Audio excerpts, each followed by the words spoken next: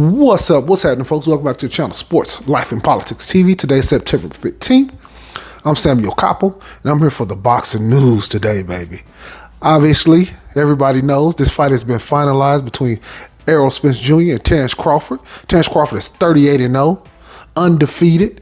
He holds one of the major title belts. He was undisputed, held all four belts at 140 pounds. Now fighting at 147, he had Errol Spence Jr., the weight bully, at 147 pounds. He holds three of the major title belts at 147. So these two guys are going to come together and make a belt Voltron.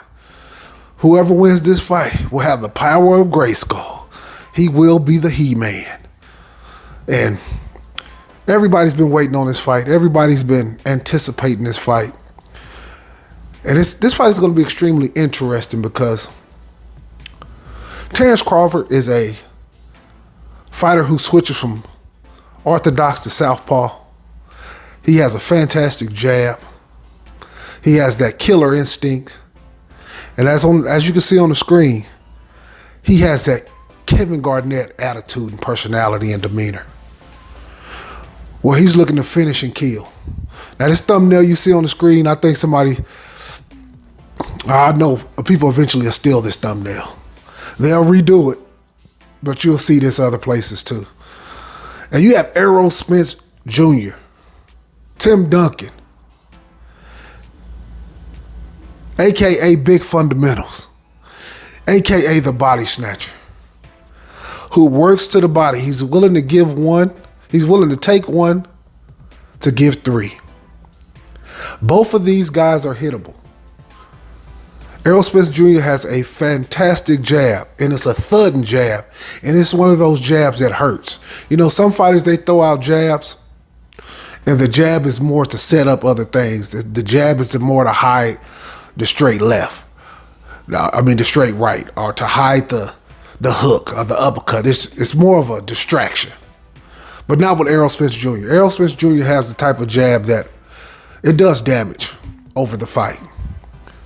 And so does Terrence Crawford, but I think Errol Spence Jr. being the naturally bigger guy, he has the more thudding jab. Errol Spence Jr. is one of those fighters that he throws everything between 70 and 85% all night long.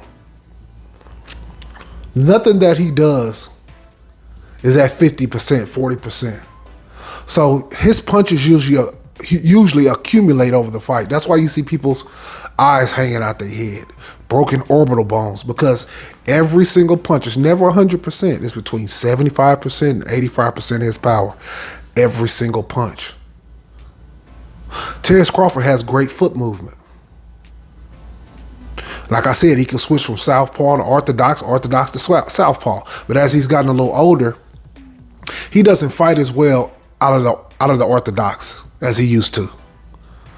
And Errol Spence Jr. is a southpaw. They both really southpaws, but Terrence Crawford has that switchability. But he's now, I don't know if he's 34 or 35. I'm thinking he's close to 35. So he's starting to get a little bit older. He's still in his prime now, but he's at the end of his prime. This fight going to be extremely important for Terrence Crawford to try to win this fight, because Terrence Crawford can't afford. If Terrence Crawford lose this fight, there's no way he's coming back and winning the next fight. If Errol Spence loses, he has a better opportunity to come back and win, just because of age. But I was watching the Terrence Crawford Kavaliauskas fight, the Mean Machine, and early in that fight, if you watch their footwork, Kavaliauskas, he stepped on Terrence Crawford's lead foot a lot, and he was able to land. This fight is going to come down to a lot of small technical things. It really is. But like a great champion, Terrence Crawford made the adjustment. He started moving his foot a little bit further out and further back so he couldn't step on his foot and get caught in place. But Terrence Crawford is a lot like Kevin Garnett. He really is. He's the better athlete. There's no doubt about that. Between Tim Duncan and Kevin Garnett, who's the better athlete? Kevin Garnett. Who's the more spectacular player? Kevin Garnett. Who can jump higher, run faster? Kevin Garnett. But who's the better basketball player? Tim Duncan. That don't mean that it's guaranteed that Spence gonna win, but Spence is extremely technically sound, and he's entrenched in the basics. He moves forward with that jab with a lot of intelligence, with a high IQ, and he really wants to do a lot of body damage. And for Terrence Crawford, unfortunately, I ain't gonna say this is all Terrence Crawford's fault. Well, mostly it is. His resume at 147 is extremely weak. He did fight Shawn Porter, but that was more of a farewell ceremony fight for Shawn Porter, which ain't all Terrence Crawford's fault, but it mostly is because he signed with Bob Arum. And at the time when he signed with Bob Arum, everybody said, including myself, my cousins, friends, and family could tell you, I said, this is the worst decision. Why would he sign back with a man who can't get you the fight you need? And all the great fighters at 147 is on the other side of boxing. You would top ranking all the best fighters with PBC. It made no sense whatsoever. Terrence Crawford literally wasted 5 years of his career fucking around at Top Rank. Now, if Top Rank had all the top fighters at 147, that would have been a great decision. But that was a terrible decision. Fighting Amir Khan, fighting a washed up Kell Brooks, fighting Mean Machine and getting dropped. They didn't count it, but he most definitely got dropped. I ain't said he was just super hurting out of it, but yeah, that was a knockdown. Most definitely was a knockdown. And back to Errol Spence. Terrence Crawford, if he could have got this fight 3 years ago, he'd have beat Errol Spence, because Errol Spence was an alcoholic. He was living fast. He started living a fast life, reading his press clippings. He was coming in. He was had to drop a lot of weight to make 147. He wasn't eating right. God saved him, y'all. When he flipped out that car, that was the best thing that could have ever happened to Errol Spence Jr. It really was. You know, sometime in life when people say, that was the worst thing could have happened. And really, you know, in hindsight, it turned out to be the best thing that ever happened to a person. Sometimes a man might go to jail.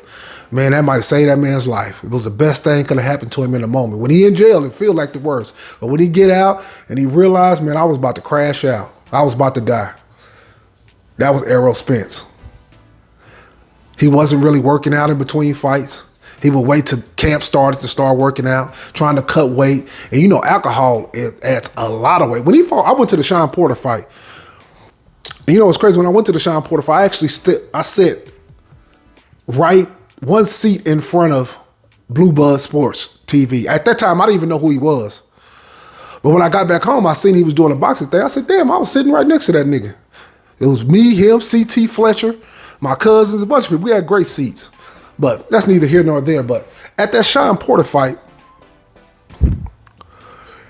he had Errol Spence had two things working against him. He was cutting a tremendous amount of weight, and he was an alcoholic. And in that fight, because of those two things, he came in with the worst possible strategy in his boxing career. He came in with the strategy as I'm going to knock Shawn Porter out, which was a terrible, terrible strategy. You box to knock somebody out. You set it up. But he came in coming straight forward the whole fight, and because of his strength and his body work, he was able to actually drop him late in the rounds. Up until that, y'all, that was a very close fight. I was right there in the mix. Yeah, I really was. I was right there in the mix. And for Terrence Crawford, that would have been the best time to get him. He could have, I truly, personally feel he could have got his ass at that particular moment. But right now, this man is on top of his game. He's no longer drinking like that. He's watching what he's eating. He's bringing in the people, the chefs to watch his diet. And you can see him doing the road work. He's doing a lot of running. That alcohol isn't consuming him no more. It seems like he done got some of them demons off of him. So this fight is a must watch. I can't wait to see it. To me, this is the biggest fight of the century, of the 2000s. Yes, you have Floyd and Pacquiao, but Pacquiao had already been knocked out twice. And to me, personally, there was no doubt in my mind Floyd was going to win that fight because he was just such a superior boxer. Pacquiao is just a great come-forward, action-packed fighter. He really is. He's all-time great. He ain't taking nothing away from Pacquiao, but Floyd is just a supreme boxer. The greatest to ever do it, if you ask me. But these two guys right here, this is the best fight we've gotten of the century. Both of these guys have a talent that the other one don't have. It's like two football teams. Imagine you have a pass-happy team who picks off a lot of balls. They cause a lot of turnovers on defense. They throw a lot of deep bombs on offense, and they real finesse. They have all the skill. It's beautiful to watch. Then you have a running team. Hard nose. They play defense. They punt for field position. They set everything up to win. They trying to bleed the clock out. They trying to hit you with as many body shots as possible to wear you down in the fourth quarter. So instead of that being a 3-yard gain, them 3-yard gains that was in the first quarter, them 6-yard gains that was in the second quarter, now they chunk runs. 15, 25, 30-yard runs. Where they gashing you. That's Errol Spence Jr. He's Tim Duncan. He's the running team. Tough defense, hard nose. Ironhead Hayward. Christian Okoye. Then you got this high flyer, Terrence Crawford. Oh, he's punching out of angles beautifully. When you jab him, he throws this little small overhand hook, like this looping little hook that pops the shit out of motherfuckers. Oh, this is going to be a fantastic fight, y'all. I just can't wait. Right now, this ain't going to be my final prediction video, but as of right now, I'm leaning towards Errol Spence Jr. There's no doubt about it. He's a younger fighter. He's a naturally bigger fighter. And Errol Spence, to me, is a weight bully. You know, in boxing, that's basically a derogatory term. But to me, it's not. He just fought at 147 his whole career. So really, naturally, he's a 154-pounder who's capable of fighting at 160. Basically, that's what I'm saying. He should really be fighting at 154, getting ready for 160. But if you can make weight, you can make weight. It ain't no knock. I'm from Dallas, man. I'm a huge Spence fan. You know, I root for Spence, but I'm a realistic person all across the board. It ain't no hate. Can Terrence Crawford win this fight? Hell yeah. Terrence Crawford get this motherfucker hurt, he gonna get his ass out of there. He gonna get him out of there. But Errol Spence got one thing. He puts money in the bank early with them body shots. And he's technically sound and fundamentally fucking fantastic. He's one of the best. Tim, off the backboard. Tim, post up, hook shot. Tim, jump shot. Tim, he didn't block the shot. He contested it perfectly. Went straight up and down. He didn't block it. Perfect contest. Rebound. Start the fast. Push it out for the fast break. Give it to Tony Parker. Ginobili. Layup. Then you got Crawford. Take it to the hole. Dunk on him. Dish it off to Ray Allen in the corner. 3-pointer. Give it to the truth Paul Pierce. Watch him cross it up. It's just more spectacular against more of a boring fundamental. Have any of y'all ever watched Errol Spence Jr.? Not sparring, but just him in the ring practicing with his coach, Coach James. Have you ever? It's one of the most boringest shit you ever watched in your life. It's jab, jab, jab, move, stick, move, jab. Ain't nothing fun about watching that nigga work out. It is not. I watched Errol Spence work out for fucking 5 or 6 years. It is boring as hell. He's boring to listen to. But buddy, when he get in that ring and he go to work on that body, that's a bad motherfucker. Now, Terrence Crawford is going to have to bulk up for this fight because he knows he's going to have to take a little more punishment than he usually does. But we know adding muscle in boxing is extremely, extremely, extremely dangerous because it fatigues you faster. Muscles get tired faster. That's why you don't see a bunch of super buff boxers. That's why you seen Tyson Fury beat the hell out of, I ain't going to say beat the hell out. That's why you seen Tyson Fury able to beat Deontay Wilder. That's why you see Anthony Joshua get beat time and time again. He got beat by the flabby Mexican. What's the Mexican guy? Is it Ruiz?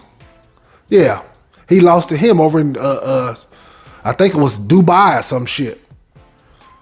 That man was fat as a pig. They said, how this fat motherfucker beating this buff in shit? Man, that muscle shit don't mean nothing in boxing, man. It's about stamina. It's about footwork, foot movement, boxing IQ. All that shit comes in there. Muscles actually hurt. A lot of that shit, it fatigues you fast as shit. That acid and shit build up in the muscles, your ass be toast. But this is a fight I can't wait for. I just want to put it out there. Yes, I know. Yes, I'm ready. I'm going to have a more detailed breakdown here soon. A better look at the fight. And most definitely when they start entering training camp and they start showing some of the clips and they start hearing some of the stuff that each other is saying, I'm most definitely going to do more videos, y'all. But I know they're going to steal my thumbnail. Somebody's going to steal that because it's too fantastic. And when you see it, come back to my channel and say, yeah, they stole your shit. But yeah, man, I appreciate you guys tuning in, man. Hit that like. Hit that subscribe.